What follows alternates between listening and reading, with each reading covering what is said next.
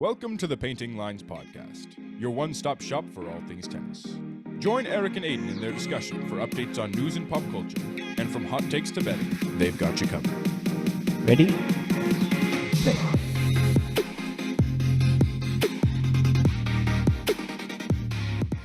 Welcome back to Painting Lines. Last week we had Parth and Quinn on, two former collegiate tennis players who gave us great insight on what it would be like to play college tennis.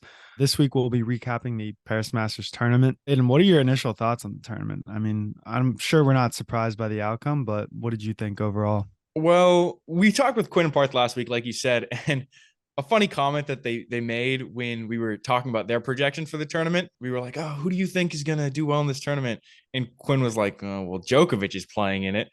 And so it was kind of almost a foregone conclusion. And that kind of ended up being true. I mean, even though Dimitrov was in like top form in that final, it wasn't ever in question, it seemed like, that Djokovic was going to win that. Yeah, kind of on the same page, not really shocked by Djokovic winning, but I am pretty surprised that Rune and Tsitsipas made pretty deep runs. It's good to see them.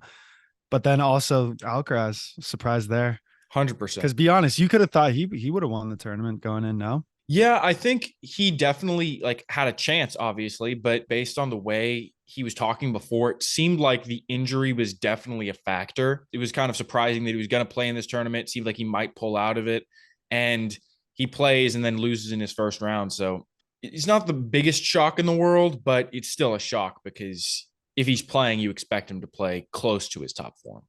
Right. And I feel like that's kind of a self-fulfilling prophecy. If you go into a tournament telling everyone, oh yeah, don't expect too much from me, I'm injured, I don't know how well this is going to go, I feel like you're doing that. So when you do lose, you're like, see, I told you guys. So all right, let's get into this first round. What'd you see here? Some upsets in that first round, like Shelton losing to Djokovic Fokina.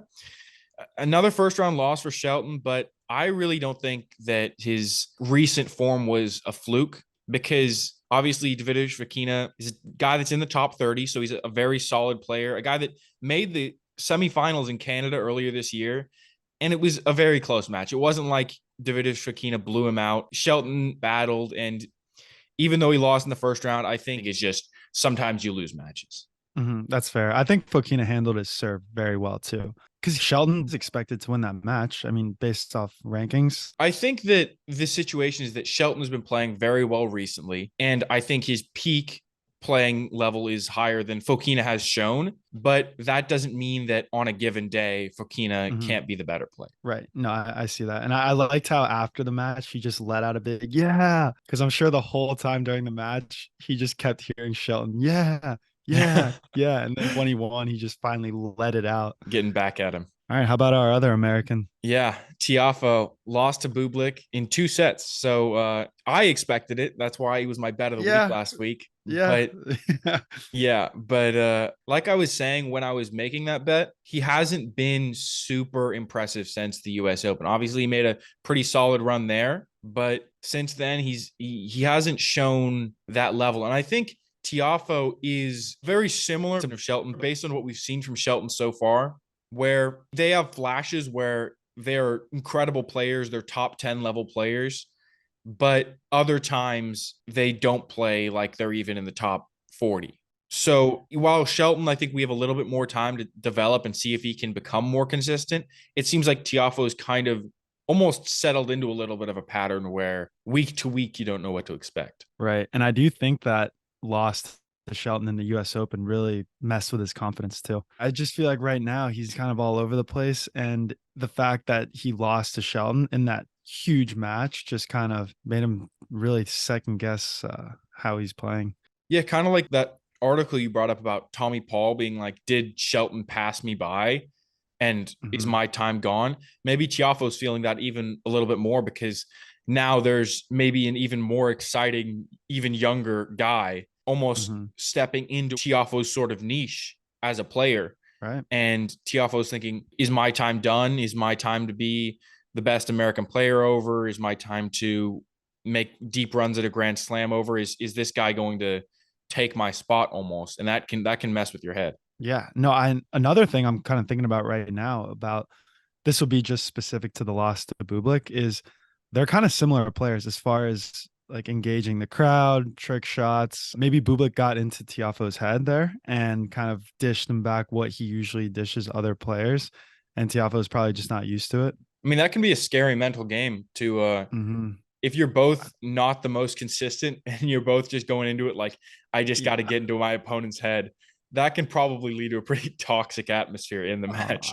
I feel like it's so hard to play blue book because you don't know if he's going to underhand serve or just rip a 130-mile-an-hour serve at you. 100%. But last match I wanted to bring up from that first round was Murray, another choke against Deminar. Dude, poor guy, man. Yeah, that's exactly my feeling. Deminar is now 6-0 against Murray, and Murray had so many chances to win this match. He served 5-2 in the third and had another match point at 5-4. So as much as I really like Deminar and he's one of my favorite players to watch, it is painful to watch these matches sometimes because I like Murray too. I like Murray as a player, but it just feels why, right? Because he's a great player and I've been watching him for a long long time. Pity him. No, I don't think that's the reason, but yeah, it does feel bad when you're watching a guy choke. So no, definitely. And did you see him just go to town on his racket after the match? Yeah, that I don't blame him either. That's just, you've just got to be so pissed at yourself, especially because when he was serving at 5-2 and when he lost that match point, they were both like, he just made a really bad mistake. Because we've talked about in the past, like Deminar makes you beat him. He doesn't just make an error himself. He's like, you have to beat me with a good shot. And they were kind of just rallying, and then Murray kind of mishit a couple balls, and he's just like, this is just so annoying. This guy won't go away. Yeah, he's like a little gnat that just you can't get. Exactly. But this brings up another point. Remember I was talking about it last week? Do you think Deminar should have beat Andy Murray pretty handedly? Like, I think Deminar is significantly better than Andy Murray. Maybe part of his strategy is wear down his opponent. Maybe part of his strategy is dependent on balancing out his energy, knowing when to go all out and when to pull back. And maybe he does that more than other guys so that he'll win more matches, but he'll have longer matches. Okay. Well, what if he's not a great player? What if he's not as talented or, skillful as the others, but like you said, he's able to wear people down? Does that make him a great player? Does a great player just get wins and that's it? Or is a great player also graceful and point construction and like all around skills? It kind of reminds me of like the argument people have in golf where people are like, oh, is Tiger Woods the GOAT or is like Jack Nicklaus the GOAT? Where Nicklaus has more like major wins, but Tiger won by way more in those tournaments. So it kind of sounds like what you're talking about, where Deminar doesn't dominate people, but he does get the wins. So I think he is a great player, but I don't think he necessarily is as dominant of a player as you might see from some other top guys. All right, do you want to move on to the next round though? Yeah, this guy Safiullin. He kind of pulls these out of nowhere with these upsets.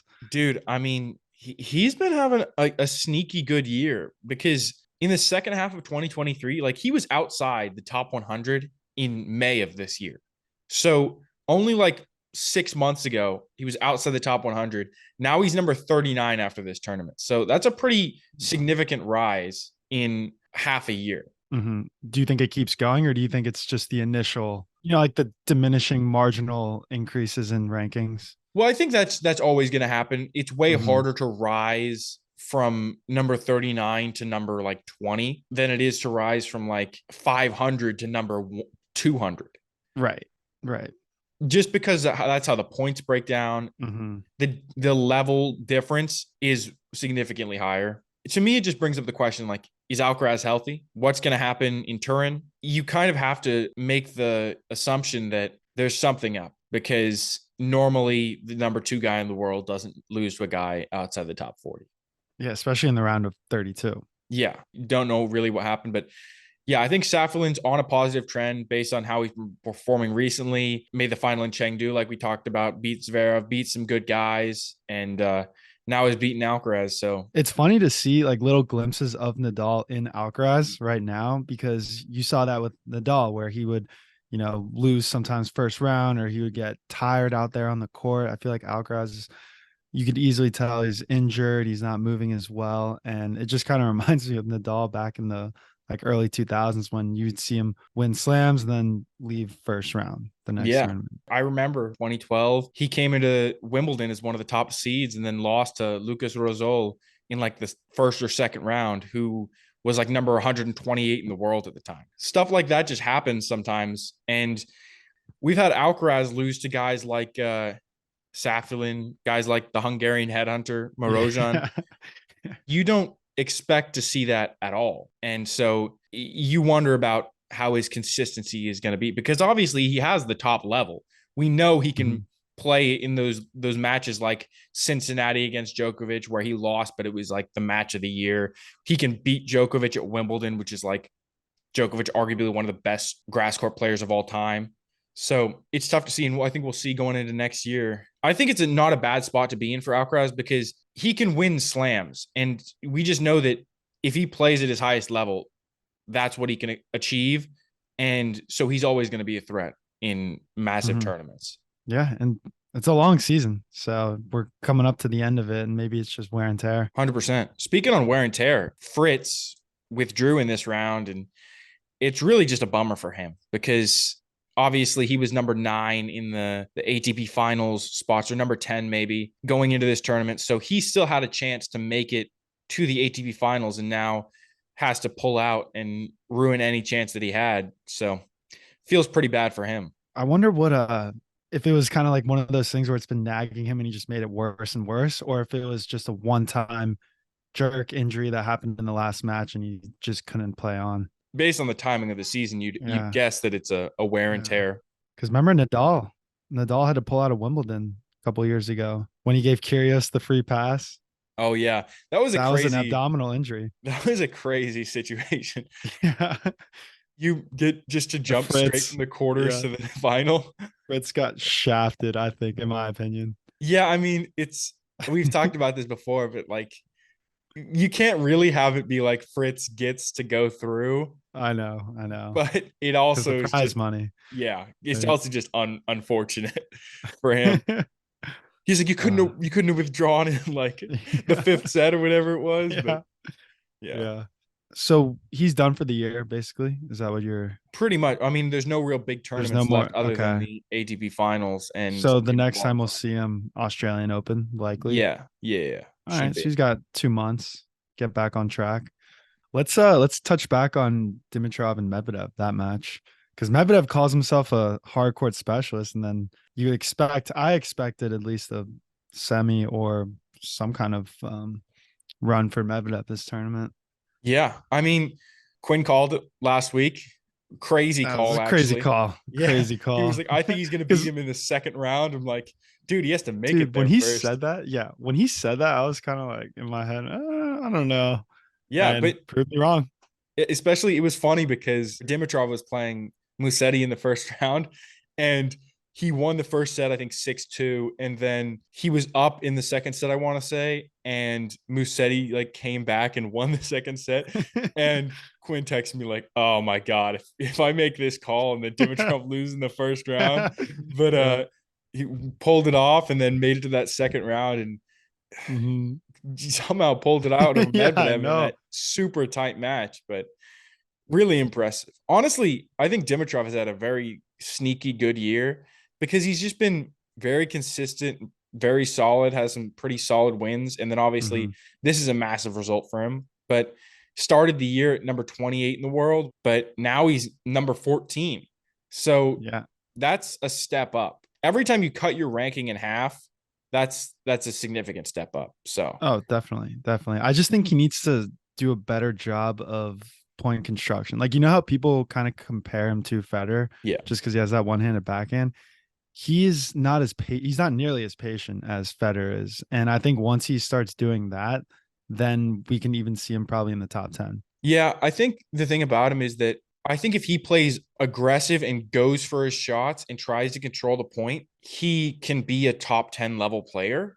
But the issue is that he sometimes falls back into the pattern of relying on that slice backhand and relying on just being a really consistent player. And against a lot of these top level guys, that's not gonna pay off. And I think we kind of saw it in the final today. Like, if he just slices the ball and sits on that and tries to beat someone like Djokovic, with a slice and consistency, it's just not going to happen. No, it's going to come right back. Yeah.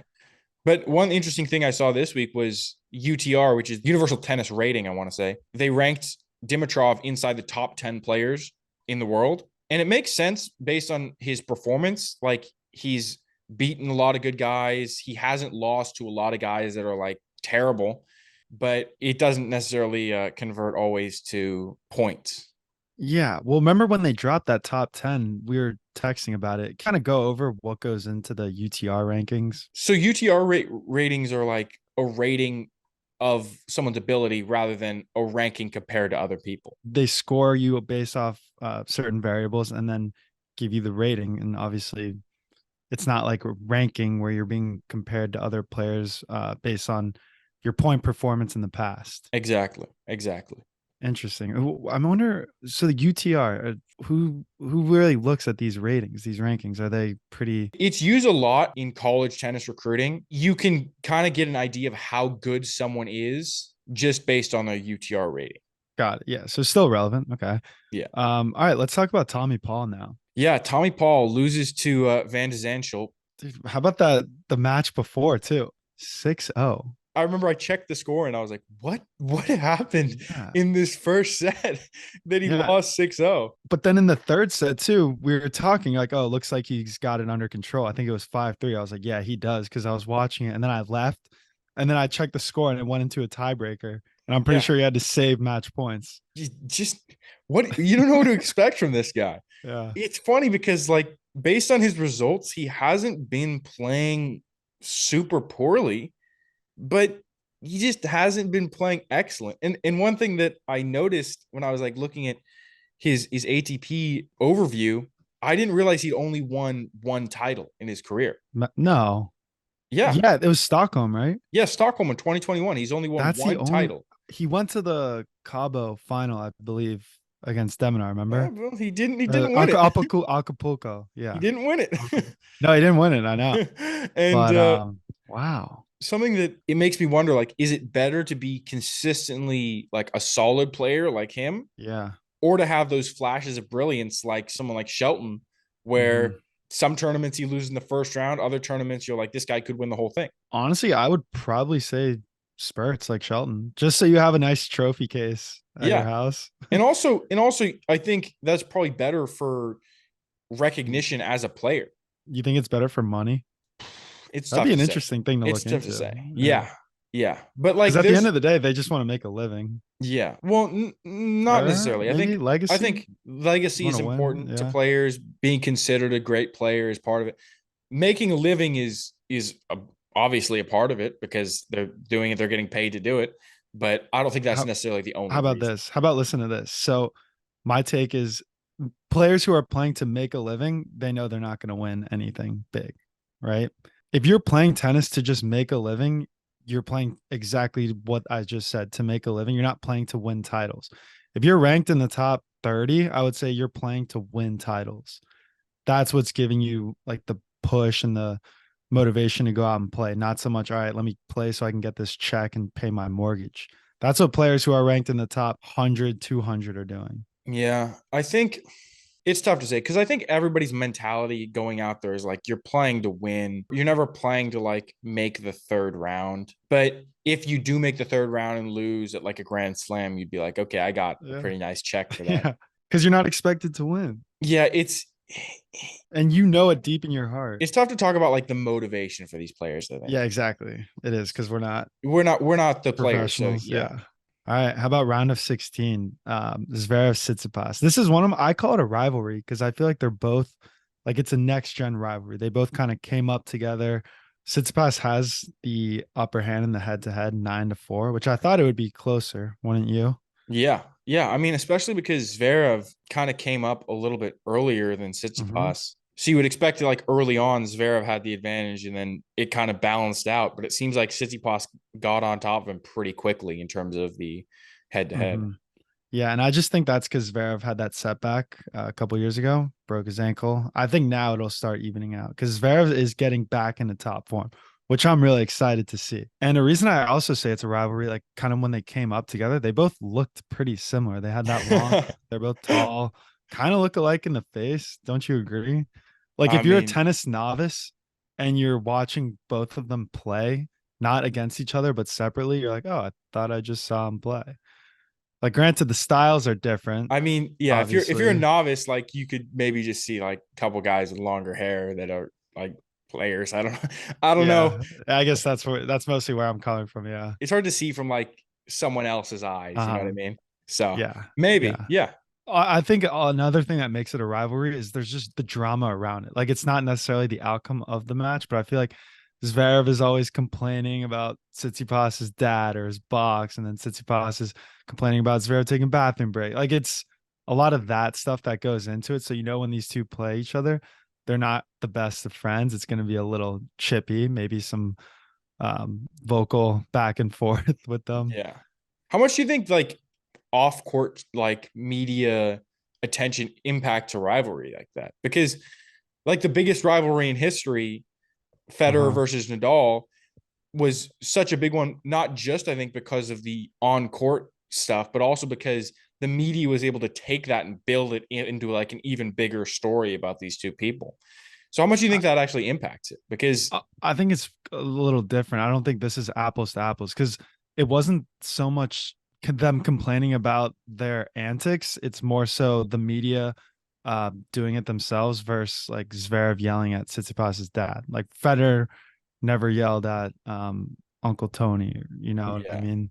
in this situation, it's like the players are creating the Yes, narrative rather than the media creating. exactly. Yeah, because they're just not good enough to for the media Yeah. to create the rivalry. Yeah, I mean, the media can create the rivalry right now of like Djokovic versus Alcaraz because Yep. that's like the best matchup right now that we have in tennis. But And there's great stories. It's someone who's at the tail end of their career and someone who's just starting off. So you kind of get that contrast too. yeah, I think contrast is a great part of a rivalry because that's a classic trope. It's like when you have there's like the two gladiators in the pit, and one's like the big strong one, and the other one's the small fast one. It's like Yeah. you always want to see the contrast and see what happens and who comes out on top. Yeah, exactly. Well, there is kind of another rivalry brewing here. Rune Djokovic. Maybe not so much a rivalry, but a lot of story around it. I think you're about to talk about Boris Becker, right? Well, yeah, I mean, Djokovic said it's going to be weird if he had to play Rune and see Boris because he considered Boris a dear friend.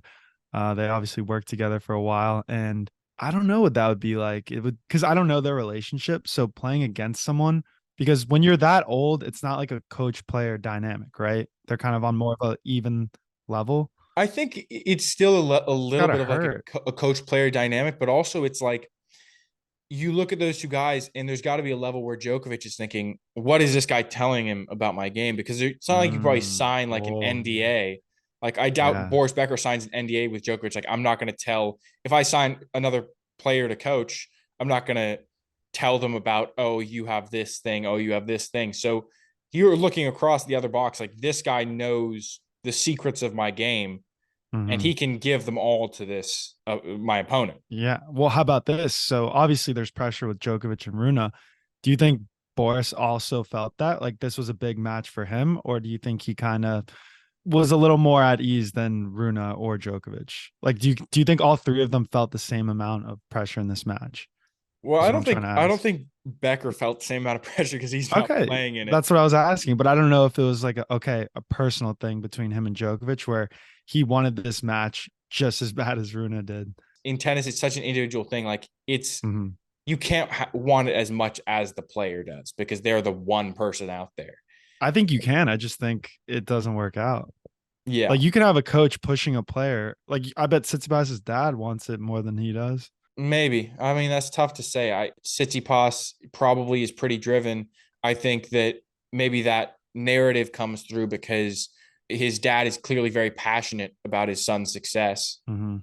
but I don't know whether that translates to him necessarily wanting it more than Tsitsipas does. Yeah, that just makes me think of that father that's trying to live vicariously through his son. Like, oh, it would have been me if I never got injured. So I'm going to push my son. And then when you see your son's success, you kind of relive that. But that can lead to like burnout from the Oh kid. my God. Tell me about it. I had a buddy, a good friend. His dad played professional baseball in the minors, and he had two older brothers. Like, all three of them just got burnt out one at a time, because the dad pushed them so hard. He wanted all of them to go to college, play baseball in college, and then eventually go on to the MLB. Yeah. I've seen it. It's very interesting because there's a tough level there where if you want your kid to be really successful at the sport, you have to push them, but you also have to like nurture their love of the game. Mm-hmm. If you push them too hard, they're just going to burn out and be like, I hate this sport. I don't want to do it. Yeah. But if you can nurture the love of the game and push them, then they're going to be a great player. Heck yeah. All right. So the finals are set. Before we jump into that, I just want to talk about Sinner in the round of 16 pulled out because the way that the tournament got scheduled, he played a match, ended at like 2 a.m. Mm-hmm. And then his next match was scheduled for like 2 p.m. that day. So he had like 12 hours between the end of his first match and the start of his next one. Was that the match against McDonald that ended at 2 a.m.? I think so. Yeah, no, that's tough. And the players speak out about it all the time, but I just don't think there will ever be any resolution to this. I know it's not fair, especially if your opponent has more rest than you. But what I was wondering is early on in the tournament, you know how you usually get a day off? It's like you play, day off, then you play. And then towards the end, then you start playing every day. So if they were to make the tournaments, because they always end on a Sunday, they always start on Monday, at least the first round. Qualifiers start a little earlier. But if you were to just automatically give every player a day off and extend the tournament to maybe a week and a half, 2 weeks, not necessarily end it on a Sunday, that's the only resolution I see to this, which is not really possible because the tournaments are set a year in advance. Yeah, it's also like, oh, I have a tournament on this week, and then the next tournament starts on Monday of the next week. Yeah. Well, then you pull out of it. Yeah, which maybe they'd be more well rested. Yeah, but it would be a massive, I think, negative for the ATP. I don't think they would ever do that. People would be like, why would I go to Tokyo? Because all the good players are still going to be playing in Shanghai. Mm-hmm. No, I agree. That's the only possible scenario that I see with scheduling. Yeah, it's tough. It's definitely tough. I don't know if there's any real solution to it. It just was a tough situation to see for a top player. But that McDonald match was crazy because Sinner's clearly the better player. And I think McDonald made Sinner play so many extra points where you would thought Sinner would have had a winner. And then McDonald just went for the slice or got the ball back somehow and forced Sinner to make an error where he'd either hit it in the net or hit it wide. I saw how resilient and persistent McDonald was, which credit to him. I think he played Sinner very well. Yeah. I don't remember if it was Alafia or who it was, but someone was talking about how just all those guys that went to UCLA are just incredible baseline players. And I think that's what we saw with McDonald in this match, like just playing great baseline tennis and just getting all those balls back. Mm-hmm, for sure. All right, now can we get to the ATP Finals? Yeah, I mean, I thought it was kind of funny because at the quarterfinals, we still technically had like a couple guys that could make it and knock out like Rune from that last spot. Hurkacz and Deminar, obviously I'm saying Deminar, he had to win the tournament for him to make it through, but he still technically was in it. But obviously Hurkacz lost to Dimitrov, who was playing great the whole tournament. And Deminar lost to Rublev after doing kind of what he did to Medvedev in the US Open, where stole the first set, but then Rublev upped his game and it wasn't really that close. So at this point in the tournament, were you just as interested or not as much because the finals were already set? I feel like it would have made it more interesting if... I think the fact that someone like Dimitrov was still in it made it interesting because he's obviously a guy you didn't expect to be in the semifinals. So I was pretty interested. I was more interested, I would say, in Dimitrov against Tsitsipas than I was in Rublev versus Djokovic. Obviously, it's enjoyable to watch still because it's a high level of tennis, but you kind of expect Djokovic to win. Versus Dimitrov versus Tsitsipas, you're like, Tsitsipas is maybe higher ranked, but Dimitrov seems to be a little bit more informed, so we'll see what happens. That Rublev-Djokovic match, I feel like that's the ideal matchup for Djokovic. Someone like Rublev, where they are so aggressive and go for all these hard shots, where Djokovic is like, yep, I'm just going to be a wall, and I'm going to let you make the mistake, make the error. Yeah. Or force the error, I should say. Yeah. And it probably just pisses Rublev off so much because he's just hitting the crap out of the ball. And then Djokovic is like, nope, I'm just going to hit that one back Absorbing to you. pace, yeah. Exactly. And then he smashed his racket at the end of the match. Yeah. He played really well, He did. but just not He did. good enough to beat Djokovic, which is like a different level you have to play at. Dude, Djokovic is so funny because I'll get into it a little later with him consoling Dimitrov, but at the end, after the Rublev match, he gassed him up. He said, "Wow, this is probably the best I've ever seen Rublev. He was in amazing shape. He was like strangling me, but I won." You know what I mean? It's Yeah. kind of like you're complimenting the other player. Yeah. I don't know if I've talked about this in the past, but I remember I saw an interview with, I don't remember who it was. Maybe it was like Michael Chandler, but he was talking about when UFC guys go up and console someone after they just knock them out. And he's like, it's the most disrespectful thing that person can do, because while to the crowd, it seems like, oh, this guy's such a good dude for consoling him. It's also like, yeah, you're just not on my level, bro, but good try. Yeah, basically. Hopefully it's a little bit more genuine from Djokovic, but I don't know. I just see, to me, that matchup was like a little brother just trying to fight the big brother, and the big brother's just pushing him away, and the little brother's getting so frustrated the whole time, like Yeah. where the big brother just doesn't really care. That's where I see Rublev right now. Just that, like, he's good, he's scrappy, but he's just not going to get. He's it an done incredible player. Djokovic. He's top 5 in the world, but Yeah. he's playing the best guy in the world, so it's just just a tough spot to be in. But the other semifinal, Dimitrov versus Tsitsipas, close match, but Dimitrov got it done. I was really impressed by him this whole tournament. To be honest, I think as a tennis fan, Tsitsipas, while he was probably disappointed, for me, I was like, honestly, a good result for him, because it still shows that he can make these big runs like he made last year, earlier in the year in his career, and hasn't been making as many recently, but shows he still has that ability. I agree. I definitely agree. And we talked about this before, stacking those little wins, just incrementally increasing your runs in each tournament will ultimately lead to better results. And I can't believe we've gone an episode so far without mentioning FAA.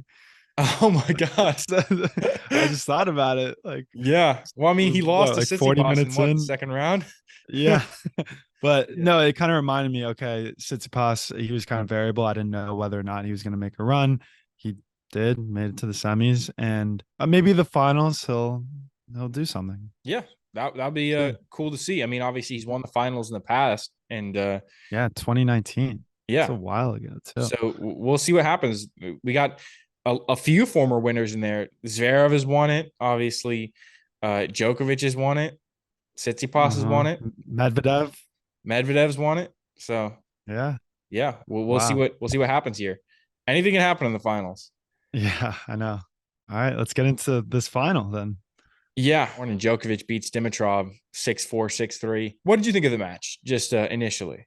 At first, I thought that I made a bet. I took the over on sets 2.5, because I thought that with Djokovic usually starting out slower, that Dimitrov was going to kind of pounce in, take the first set, but then Djokovic would always come back, make his adjustments, win the next two. So once Djokovic got that break in the first set, I knew it was over at that point, the match, because Djokovic very rarely goes down after. I think he's usually better at starting slow and then finishing hot.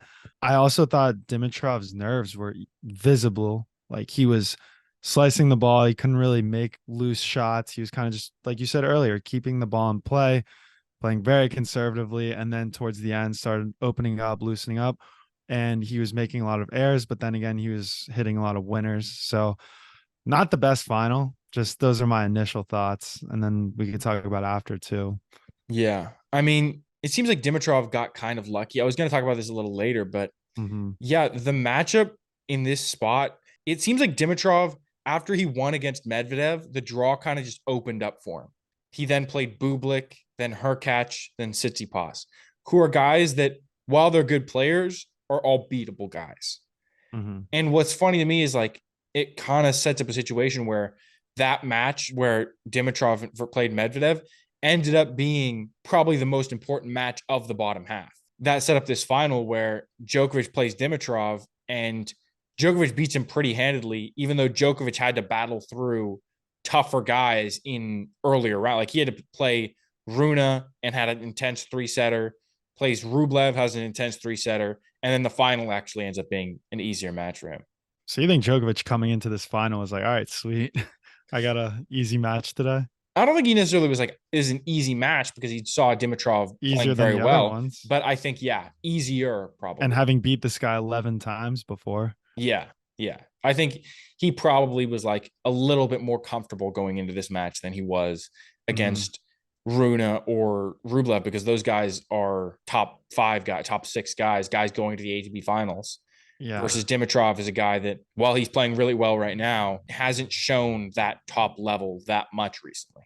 Let's talk about his emotion too. So we saw it after his Tsitsipas match, and then we saw it again today after this final. So it's been 6 years since he's won a Masters 1000, and you could just tell after, like, he completely broke down. He lost it, crying, towel over the head. Do you think that's because he knows in his heart that he's not going to be back there? Like, I why think so much emotion? that's definitely part of it. I think when you don't do it for 6 years and then you make a run all the way to the final and then lose, it's just got to be so depressing, because his goal was to obviously win the tournament coming into it, but he couldn't have expected to be in the final going into this tournament. And someone like Djokovic does expect to be in the final because he's just that level of player. And so Dimitrov gets to the final and he's like, okay, this is like my one chance, and then doesn't get it done. I mean, I was just watching this documentary about Neymar on Netflix. Paris Saint-Germain makes the Champions League final, and it's like they've never done that before. This is so crazy. Oh my God. And then they lose, and you're like, the emotion there is so much more intense because it wasn't expected for them to be there. I agree. And I think whenever this happens, like this odd anomaly happens, you kind of expect it to finish out, to play out. Like, oh, wow, Dimitrov makes this crazy run, hasn't been in a Masters final in 6 years. I think he's got to do it, right? Like, this is how the story ends. And then when it doesn't, that's when people are upset. Like, oh, PSG never made it to the finals. Like, they have to win. This is what it's going to be. And then they don't. Yeah. And it's But just how it goes with, like, when you're playing against Djokovic, you just don't get the there's no quarter given from Djokovic. Oh man. And do you think when Dimitrov was crying and Djokovic was in the middle of his speech, but then he kind of cut it, went over to console him, like gave him a few words of encouragement, hugged him, and then went back, that was a classy move, or more so like patronizing to him? I think there's a level in tennis where he's known this guy for 10 years. So they're maybe not the closest friends ever, but they're friends.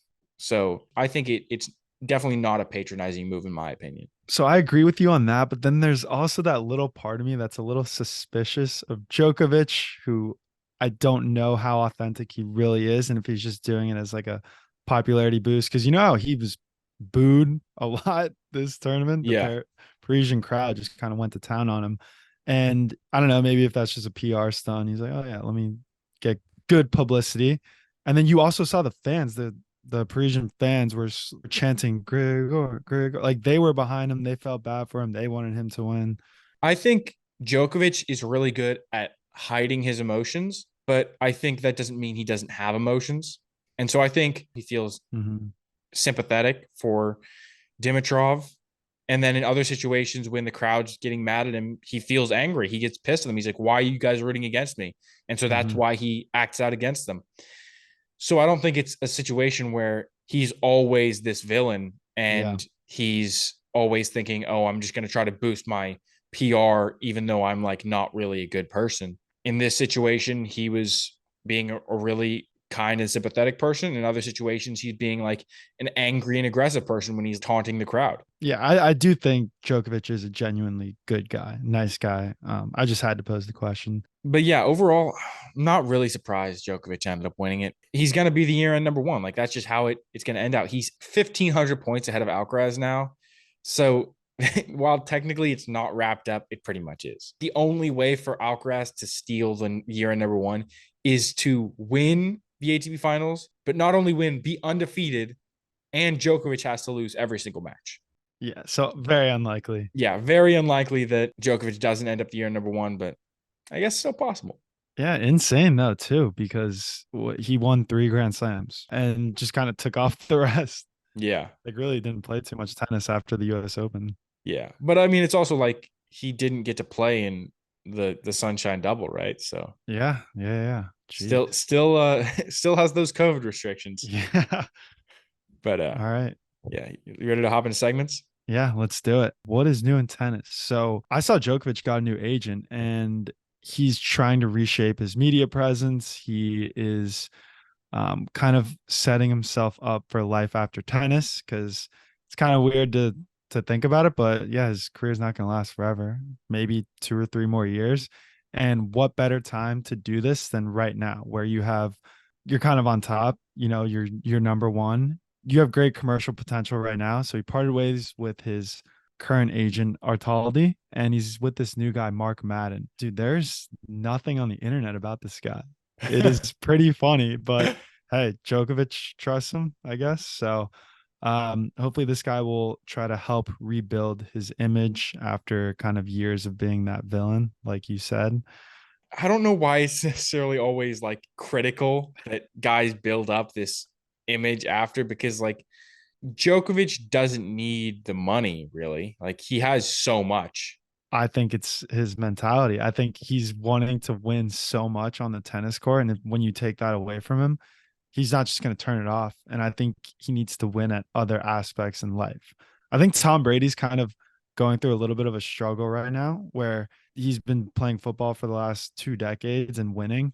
And right now, without football, I think he was rumored to be dating one of the Kardashians. He's going out a lot more. He's like getting drunk. He's being a scene in the public, whereas he could easily just retire to a cabin in Montana and live out life low key, like on a ranch, Yeah. simple. But he doesn't want to do that. Yeah, you have guys like Brady, but like you have other guys like Andrew Luck who went to the NFL, played 10 seasons, retired, and just disappeared off the face of the earth. But you can't compare Andrew Luck's success That's true. to That's true. Djokovic's. Yeah. I have a question for you. Actually, do you think that Djokovic is going to retire first or LeBron's going to retire first? Dude, that's a great question. Isn't LeBron waiting for his son?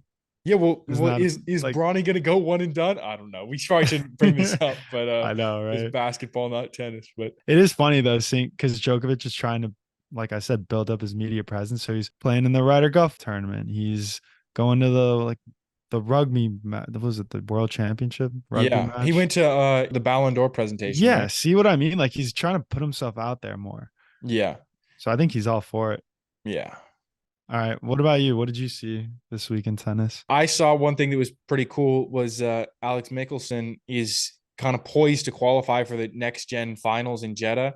I don't know necessarily when the cutoff is for those, but he's number 10 right now. And with Rune and Alcaraz going to the ATP finals as the number 10, he's the 8th guy outside those two. So pretty crazy that he'll qualify after turning pro this year. Yeah. That's pretty insane to me. Qualifying for the next gen finals is a pretty impressive accomplishment. Yeah. All right. Let's get into bet of the week now. All righty. My bet of the week is Bautista Agut plus 120 over Popperin in Sofia. Bautista Agut was out from July to October, and he hasn't had the best return, but I still think he has what it takes to beat Popperin, especially because Popperin has lost in the first round in 5 out of his last 6 tournaments. So I think Bautista can come out. He's obviously a veteran on the tour, and I think he can get it done. Yeah. No, I like that. I like that bet. I cannot root for Batista Agut. I don't like him. Why don't you like I don't like his face. Oh God. That's just Dude, so mean. it's so mean. I know. I just can't. I hate him. Yeah. You're like, I don't like his face, so I just can't Yeah, root for this dude. it's terrible. Yeah. Yeah, not a lot of action this week. So I am doing Kecmanovic minus 180 over Rodionov. Like I said, not a lot of action. So I'm looking in these like smaller tournaments and it's early on. So I'm just going based off name recognition here. I think minus 180 isn't terrible odds for someone like Kecmanovic against Rodionov. I mean, do you know this guy? I think I've heard the name, but I don't really know that much about him. Yeah, so not a whole lot. Yeah, Just kind of found that as Kecmanovic just beat Rune like a couple weeks ago, so he's obviously playing at exactly. a pretty solid level. Yeah, exactly. Alrighty, you want to hop into match of the week? Yeah, let's do it. Mine was the Deminar Murray match. Oof. So tight first set. Murray came back in the second. Pretty much looked like he was dominating the third. Was up 5-2. Had a match point, and Deminar goes on to win 5 games in a row. So we pretty much covered this earlier on. I just love the fact that Deminar showed scrappiness. It ain't over till it's over. Exactly. I just can't. I feel so bad for Murray after, like, because he's already a grumpy guy to begin with, even when he's winning, and then to lose that, you just not one smash, but like repeated smashes of the racket. That thing was toast. 100%. Yeah. Tough. All right. Tough What match, about man. you? My match was Djokovic beating Rune 7-6, 6-7, 6-4. A super tight match all throughout. Just a high level of tennis. I think wasn't necessarily like always the flashiest. It was just like they were playing such a high level of point construction on both sides. And I mean, to me, it's a little bit like the Becker aspect shown through, because it's almost like a chess match between those two guys in this match. So Rune didn't really seem to give an inch, but Djokovic just outplayed him a little bit. Yeah. Hopefully we see that rematch pretty soon here. Yeah, it could be cool to see that in the ATP Finals. I know. All right, and that's the show. If you're not already subscribed, go ahead and hit that subscribe button. You can find us on Instagram, TikTok, YouTube at Painting Lines Podcast. Feel free to shoot us a DM or email us any questions or thoughts at paintinglinespodcast@gmail.com.